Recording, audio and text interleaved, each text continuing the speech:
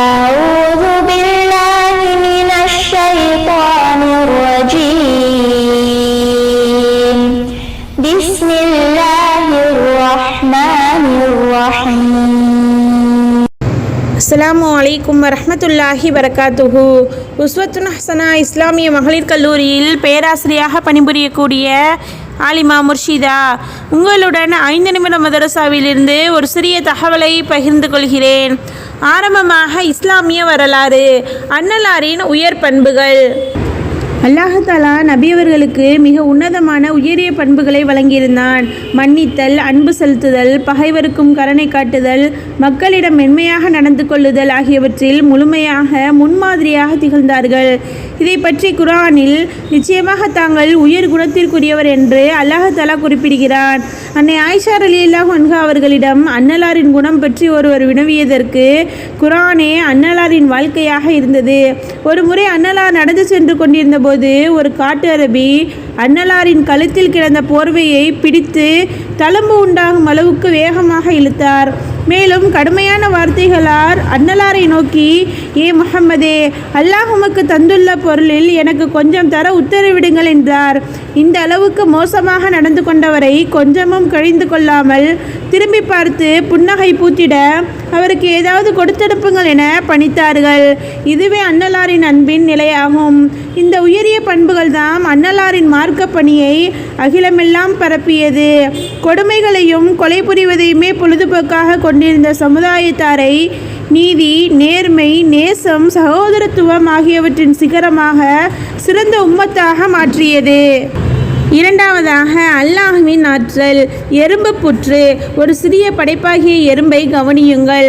இது தான் வசிப்பதற்காக எவ்வளவு அழகான புற்றை கட்டுகிறது. பூமியை குடைந்து மண்ணை வெளியே கொண்டு வந்து கொட்டிவிட்டு உள்பகுதியை சுத்தமாக்குகிறது. பிறகு தன் உணவை சேமிக்கிறது. சேமிக்கும் தானியத்தை தன் பற்களால் கடித்து உடைத்து வைக்கிறது. இந்த எறும்பு தன் புற்றை தாழ்வான பகுதியில் ஒருபோதும் கட்டுவதில்லை, மாறாக மேடான பகுதியிலேயே கட்டும். இதுவே அதன் புத்தி கூர்மை. இந்த சிறிய படைப்புக்கு இவ்வளவு பெரிய அறிவை கொடுத்தவன் யார்? மூன்றாவதாக ஒரு ஃபர்லை பற்றி. நல்லதை ஏவி அல்லதை தடுத்தல். எவன் வசத்தில் என் உயிர் உள்ளதோ அவன் மீது ஆணையாக நல்லதை ஏவி அல்லதை தடுப்பது உங்கள் மீது கட்டாய கடமையாகும். அவ்வாறு நீங்கள் செய்யாவிட்டால் பாவிகளுடன் சேர்ந்து நீங்களும் வேதனை அனுபவிக்கும் காலம் வெகு தொலைவில் இல்லை. அன்று நீங்கள் துவா செய்தால் அதை அல்லாஹ்தாலா ஏற்க மாட்டான் என நபி அவர்கள் கூறினார்கள். நான்காவதாக ஒரு சுன்னத்தை பற்றி. உறுப்புகள் நலம் பெற துவா. நபி அவர்கள் இவ்வாறாக துவா செய்தார்கள். அல்லாஹும்ம ஆஃபினி ஃபி பதனி, அல்லாஹும்ம ஆஃபினி ஃபி சம்இ, அல்லாஹும்ம ஆஃபினி ஃபி பஸ்வரி, லா இலாஹ இல்லா அன்த. பொருள்: யா அல்லாஹ், எனது உடலுக்கும் செவிப்புலனுக்கும் பார்வைக்கும் ஆரோக்கியத்தை தருவாயாக. உன்னையின்றி இறைவன் வேறில்லை. ஆமீன். ஐந்தாவதாக ஒரு முக்கிய அமலின் சிறப்பு. சுவன புதையில். லா ஹவுல வலா குவத்த இல்லா பில்லாஹில் அலியில் அலீம் என்று அதிகமாக ஓதிடுங்கள். இது சுவன புதையல்களில் ஒரு புதையலாகும் என நபி அவர்கள் கூறினார்கள். ஆறாவதாக ஒரு பாவத்தை பற்றி. இசைக்கருவி விற்பதும் வாங்குவதும். அடிமை பாடகிகளை விற்பதும் வாங்குவதும் அதற்கான பயிற்சி அளிப்பதும் தகாத செயலாகும். அந்த வியாபாரத்தில் நன்மை இல்லை. அதற்காக செலுத்தும் விலை ஹராமாகும் என நபி அவர்கள் கூறினார்கள். விளக்கம்: இந்த ஹதீஸின் மூலம் இசைக்கருவிகள் அனைத்தும் விற்பதும் வாங்குவதும் தகாத செயல் என உறுதியாகின்றது. இதில் டிவி போன்றவையும் அடங்கும். ஏழாவதாக உலகத்தை பற்றி. உலக நேசத்தின் பாதிப்பு. எவர் அல்லாஹுடன் தொடர்பை ஏற்படுத்தி கொள்கிறாரோ அவரின் தேவைகளுக்கு அல்லாஹாலா பொறுப்பாளியாவான். மேலும் அவர் அரியாபுரத்திலிருந்து இரணம் அளிக்கின்றான். எவர் உலகத்துடன் தொடர்பை ஏற்படுத்துவாரோ அவரை அல்லாஹாலா உலகத்திடமே ஒப்படைத்து விடுகின்றான் என நபி அவர்கள் கூறினார்கள். எட்டாவதாக மறுமையை பற்றி. செயல்களின் எடை.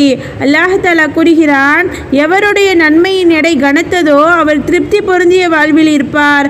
ஆனால் நன்மையின் எடை லேசானால் அவன் தங்குமிடம் ஹாவியாதான். இன்னும் ஹாவியா என்னவென்று உமக்கு அறிவித்தது எது? அது சுட்டெரிக்கும் நரக நெருப்பாகும். 9வதாக நபி வழி மருத்துவம். சகல வழிகளுக்கும் சிகிச்சை. எல்லா வகையான வழிகளுக்கும் இந்த துவாவை ஓதிட சஹாபாக்களுக்கு நபி அவர்கள் அறிவுறுத்தினார்கள். பிஸ்மில்லாஹில் கபீர் அவுது பில்லாஹில் அலீம் மின் ஷர்ரி குல்லி இர்கின்னார் வ மின் ஷர்ரி ஹர்ரின்னார். 10வதாக குர்ஆனின் அறிவுரை. குர்ஆனில் அல்லாஹ் தஆலா கூறுகிறான், அப்படியல்ல, நிச்சயமாக இது நல்லுபதேசங்களாகும். எவர் விரும்புகிறாரோ அவர் இதை நினைவில் வைத்து கொள்ளட்டும். அல்ஹம்துலில்லாஹ். அஸ்ஸலாமு அலைக்கும் வரஹ்மத்துல்லாஹி வபரகாத்துஹு.